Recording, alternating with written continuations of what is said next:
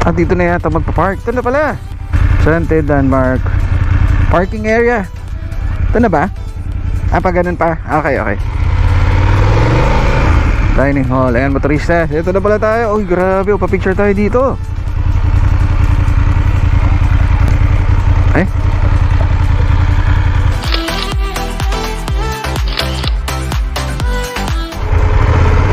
At motorista, sabos na tayo mag-photo ops dito. Tapos maraming tao, nakita ko eh. Dito daw tayo magpa-park. Dito daw ang parking area. Pero saan dito? Unloading only. Saan po magpa? Sa taas. Magbabantay din sa taas, tapos pababa ang hagdanan papunta rito, sir, para maka-register po kayo. Okay pa. Thank you. So park nga daw tayo sa taas, and then baba tayo na, ha. Baka dun yung daan natin. Or dito pala. Ayun nga yung parking area. Then magre-register muna tayo dapat. Ito nga yung dadaanan natin bababa.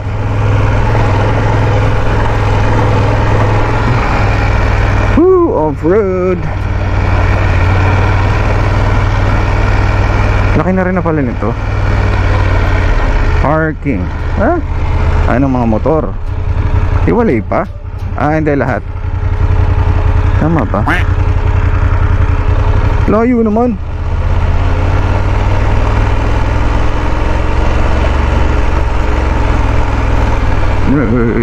Ano lang. Yun yung exit. Dito lang, paikot lang. Para lang one way yung pataas saka baba. Maputik eh. Iatas ko na lang dito. Okay, so nandun ang parking area. Galing na tayo. Ito si Papa, grabe. Nakita nyo naman ang attire namin, di ba? Pang swimming na talaga. Although hindi ko alam, mapaglangoy tayo. Tingnan natin. Puro malalalim daw eh. So maglalakad pa nga kayo ng several meters mula doon sa parking pababa. Hello kuya. Hello. Dito na? Ayan. Okay, thank you. Ayan, si kuya ang parking attendant. Siya daw ang bahala. Pero mga helmet, advice siya na dali na lang. May baggage area naman daw doon. So, hindi na mabantayan. Gamit natin pala is the Insta360 1R. Tingnan natin ha. Ngayon ko lang ginamit to eh. Kasi nga, kailangan natin ng stabilization. So, hindi na yung G7X ginamit natin. Sana okay naman. Kung hindi, edi now we know. Ito, motoristas. So, yung nakita nyo kanina, magre-register daw tayo doon. Ikaw lang kung magkano entrance. Malalaman natin. Medyo mapanghi. Okay. Dito may mga tindahan pa. Dito tayo magre-register. Hello po. Good morning. Good morning. Okay lang po. I-vlog natin. So, mag-register po tayo. Tapos ito ang rates. 100 pesos pag senior tsaka children and 450. Okay po.